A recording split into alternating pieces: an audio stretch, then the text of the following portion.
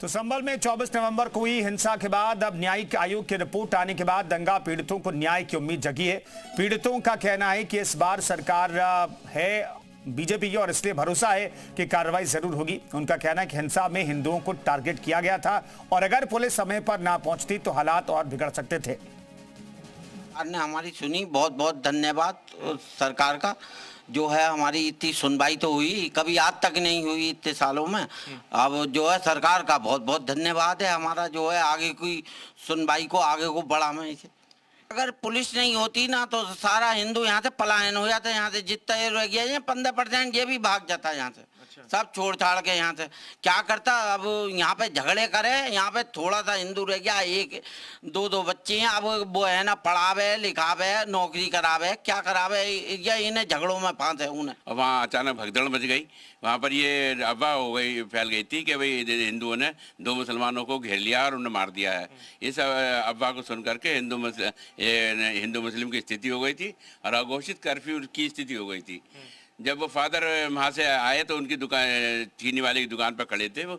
जब भी उधर से एक भीड़ आई आदमियों की, और उन्होंने जो दुकानदार ने कहा कि भगत जी आप जो है अंदर को आ जाओ। कभी ऐसी भीड़ में वो उम्रदार आदमी थे, कभी की चोट फट ना लग जाए, गिर जाओ।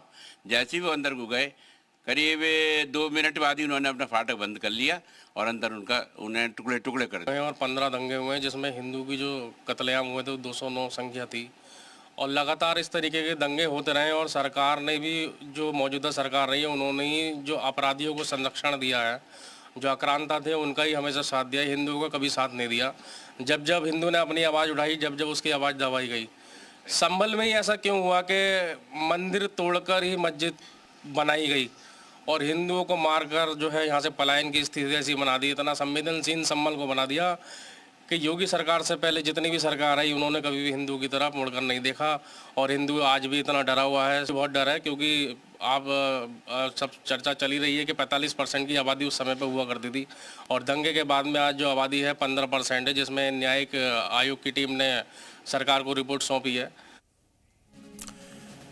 और हम इससे बातचीत करने के लिए तुषार श्रीवास्तव सीधे जुड़ रहे हैं। तुषार, साफ संदेश मुख्यमंत्री योगी आदित्यनाथ ने दे दिया कि डेमोग्राफी बदलने वालों को पलायन करना पड़ेगा कुल मिलाकर के, लेकिन क्या कार्रवाई होगी? सभी ये जानना चाहते हैं कि सरकार के मन में क्या चला है, सरकार क्या क्या कार्रवाई कर सकती है इस रिपोर्ट के आने के बाद।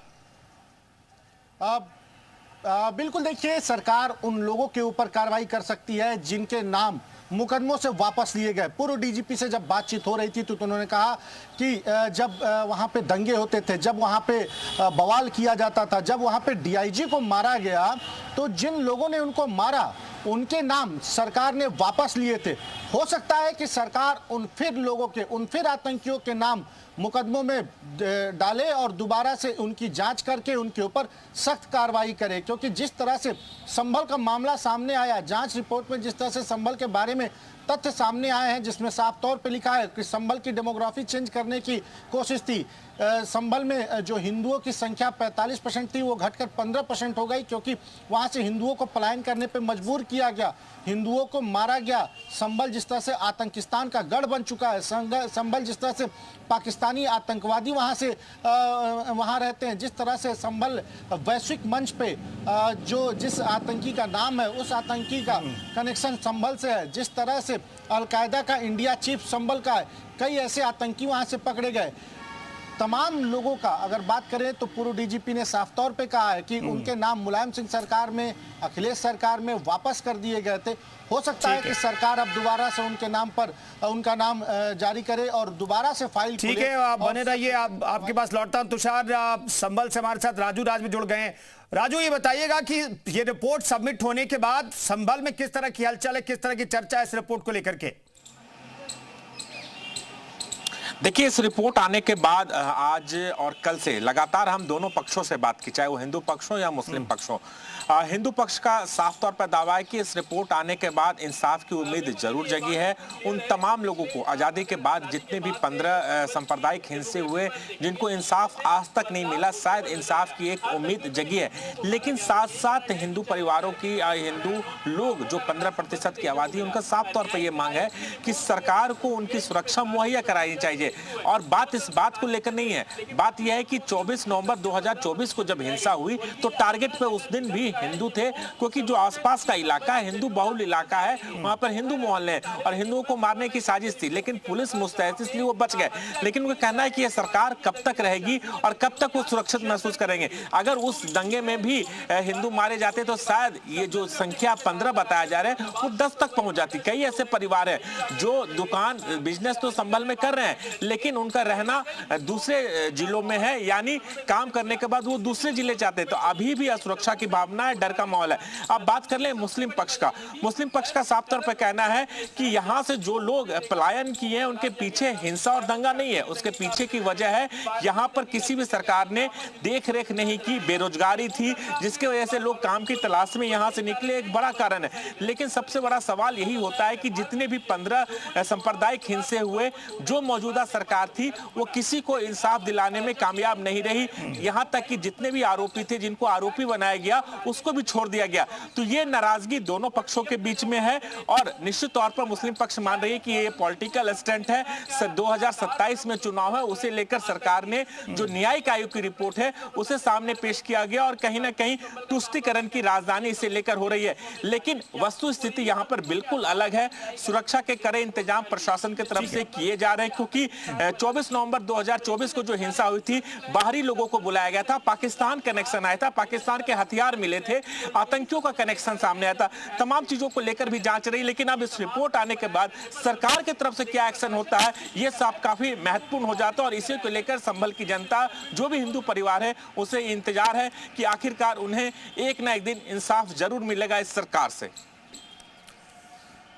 बिल्कुल इंसाफ की उम्मीद जगी इस रिपोर्ट के आने के बाद। तुषार बताइए कि सरकार के पास क्या क्या ऑप्शन है, उसका जिक्र आप कर रहे थे। सरकार ने साफ तौर पर मुख्यमंत्री योगी आदित्यनाथ ने किया दिया, डेमोग्राफी बदलने के जिन्होंने साजिश रची उन्हें पलायन करना पड़ेगा। फिर से संतुलन बैठाने के लिए क्या कुछ किया जा सकता है? बिल्कुल, देखिए जो लोग पहले के दोषी हैं, जिनका पिछली सरकारों ने नाम निकाल दिया है एफआईआर से, जिनके मुकदमे वापस किए गए, उनको वापस उन मुकदमों में शामिल करके उनके नाम और दोबारा से जांच करके उन पे उन्हें सजा दिलाई जा सकती है। इसके अलावा वहाँ पे जो दंगे हुए, वहाँ पे जो बवाल हुए, जिसमें कई पुलिस अधिकारी भी घायल हुए थे।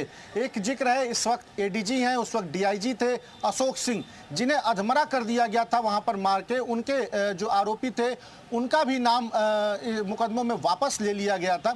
ऐसे में उनको दोबारा से वहाँ पे मुकदमे में नाम खोला जा सकता है, उनकी फाइल दोबारा से खोली जा सकती है, दोषियों पर बुलडोजर की भी कार्रवाई की जा सकती है। इसके अलावा जो लोग पलायन कर गए हैं उन्हें सरकार कोशिश करेगी कि वापस से वो आए और उनको एक क्या विश्वास दिलाएगी कि हम यहाँ पर आपकी पूरी सुरक्षा करेंगे और जो पहले की स्थिति थी वैसी स्थिति नहीं रहेगी। यहाँ पर कानून का राज होगा, यहाँ पे पुलिस पूरी तरह से मुस्तैद रहेगी और उनकी सुरक्षा में रहेगी। ये एक बड़ा विश्वास दिलाने का काम सरकार कर सकती है। जो लोग संभल को छोड़ के दूसरी जगहों पे चले गए, क्योंकि जिस तरह से वहाँ पे जनसंख्या का संतुलन बिगाड़ने की कोशिश की गई, जिस तरह से वहाँ पे डेमोग्राफी को चेंज करने की कोशिश की गई, उसको दोबारा से फिर से पुरानी, ठीक है, देखना होगा क्या कार्रवाई करती है सरकार। बहुत बहुत शुक्रिया तुषार इस खबर पर जानकारी देने के लिए। राजू राज, आपके बहुत बहुत धन्यवाद। इस खबर पर बातचीत करने के लिए संबंध से हमारे साथ जुड़े थे।